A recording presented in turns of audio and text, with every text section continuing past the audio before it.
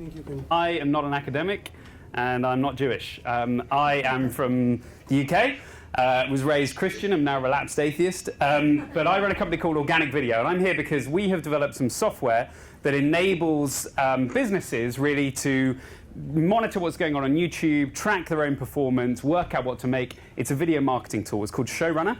And I realized about March last year, when we had the London version of this conference, that I could use this tool and adapt it in a certain way to actually track what was going on online and look at some of the kind of pervasion of anti-Semitic content through keyword analysis and channel analysis.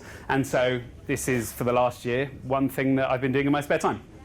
So the method is as follows.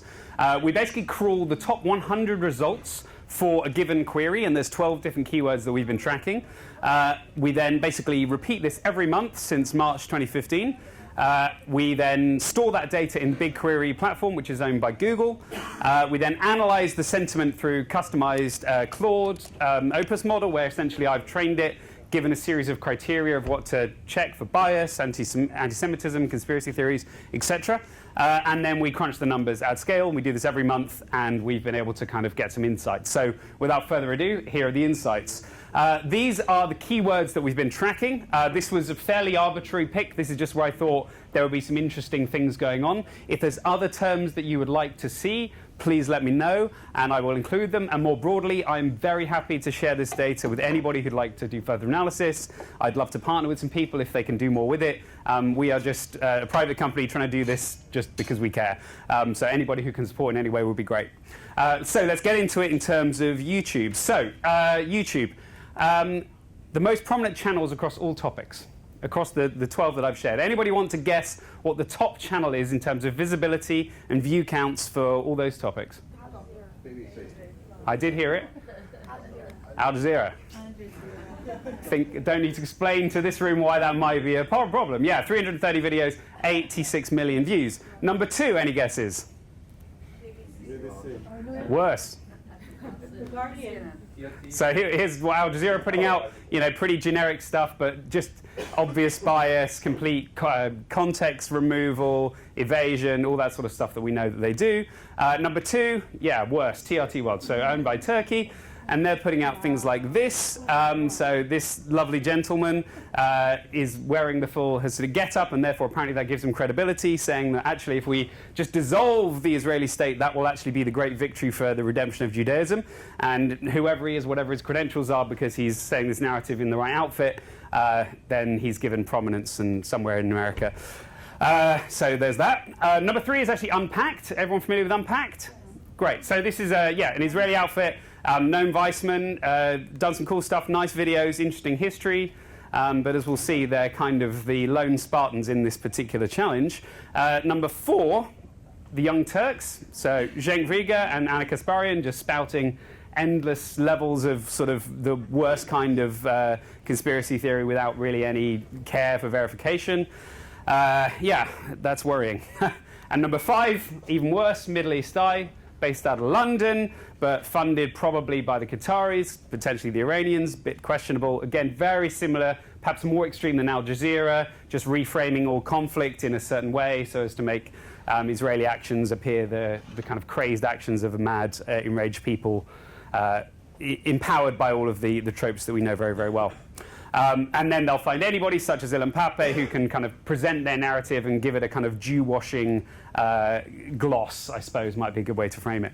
So yes, this is what we're up against. And there's just 10% of channels account for 58.5% of all the anti-Israel content on YouTube, and here they are. So yep, you can go in and see what the problem is here and the kind of character of these channels. And 46% of...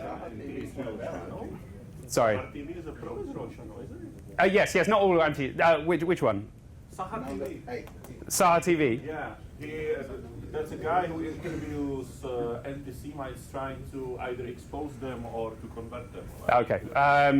Well, we can have a look at the data. I'm not sure if that's a mistake that I put in there, but I can look into it later. I can explain what's going on. He's not only interviewing, he's like dissecting videos of anti-Semites, so you get both contexts in his movie. Okay, So I'll share the data and you can kind of dig into it. If I've got anything wrong, please do let me know and we'll fix this. I'm very happy to be open about it all.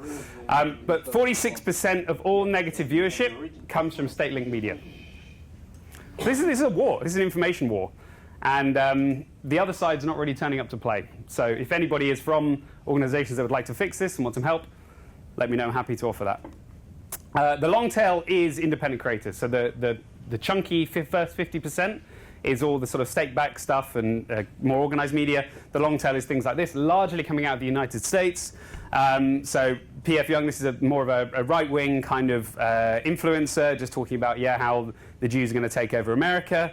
And then on the left, we have some sort of, sort of creators pushing all the kind of tropes that we know very well around, how what Israel are really doing is genocide and how they're trying to take control over the world somehow.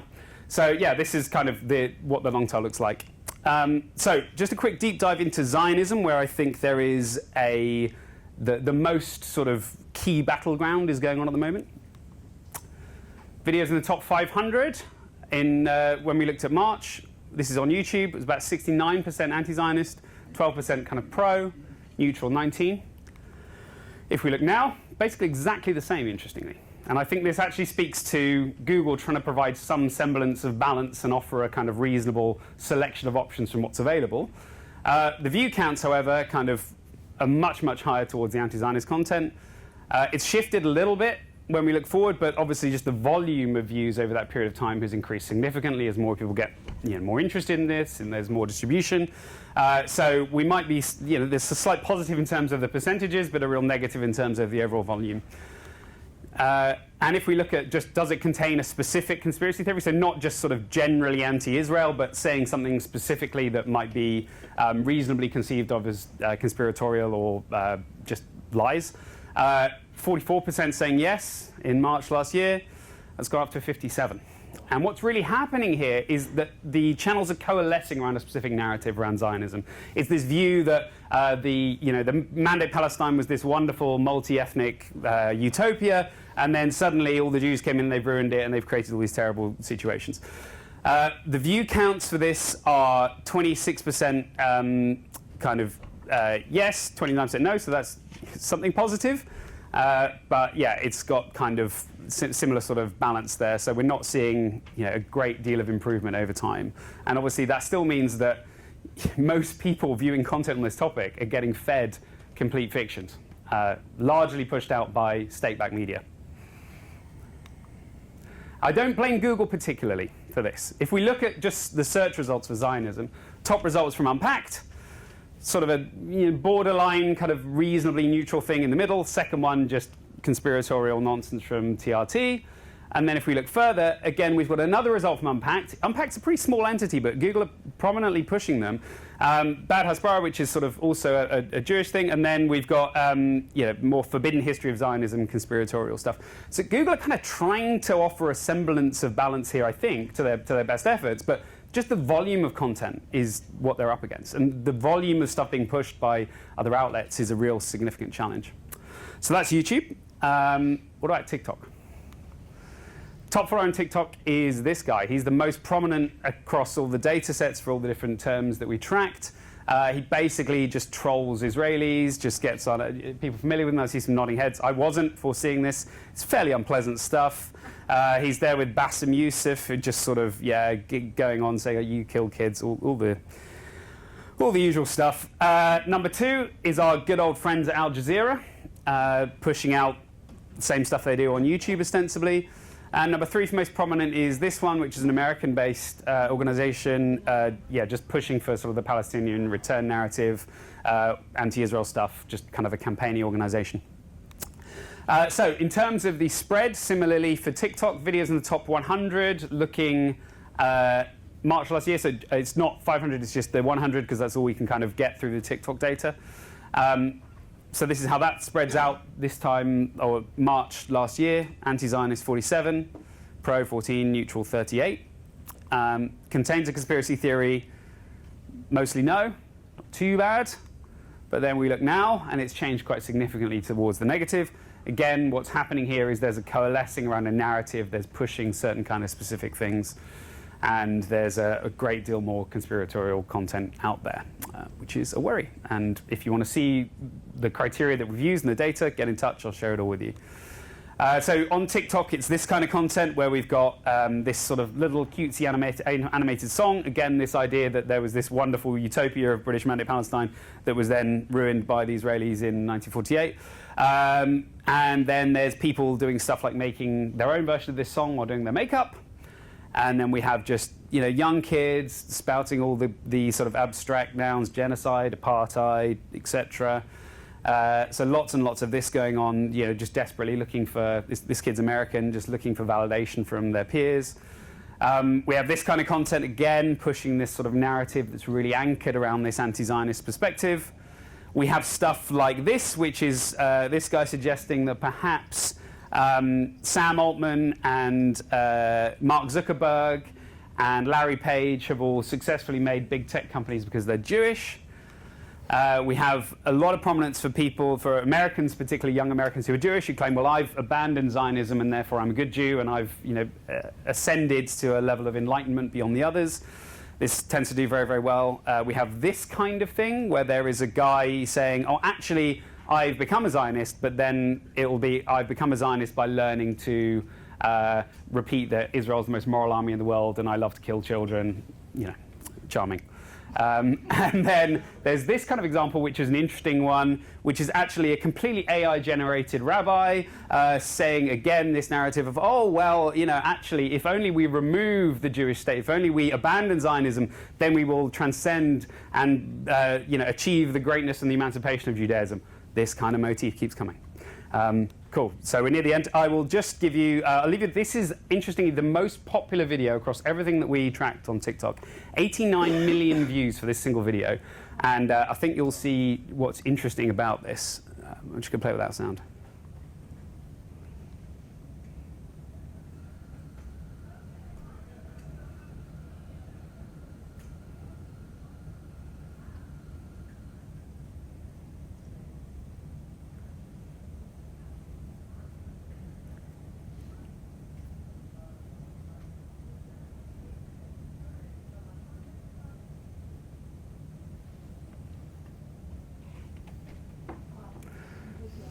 It's not complicated stuff. And I think what I'll leave you with is just every single piece that I've showed. This is not sophisticated. It's very, very simple.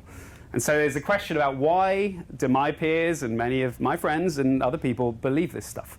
And if you want to ask in the Q&A, I can go into what my theory is on that. But yeah, this is where we're at. I'll leave you with a positive note, since this is what we do in Israel. We say the worst possible things, we're all going to die, but everything's good. We can make a positive impact. I've been working with some companies to do this. As a creator based out of Greece that I've done some content with, we've got significant hundreds of thousands of views on a few pieces of content. This one I worked with last year with the Iron Man Institute based out of California. We got 3.5 million views on this. It's not that difficult to do this stuff, but we just need a bit of an effort to kind of push back against the negative narrative that's coming our way. So yes, I will leave you with that. Thank you.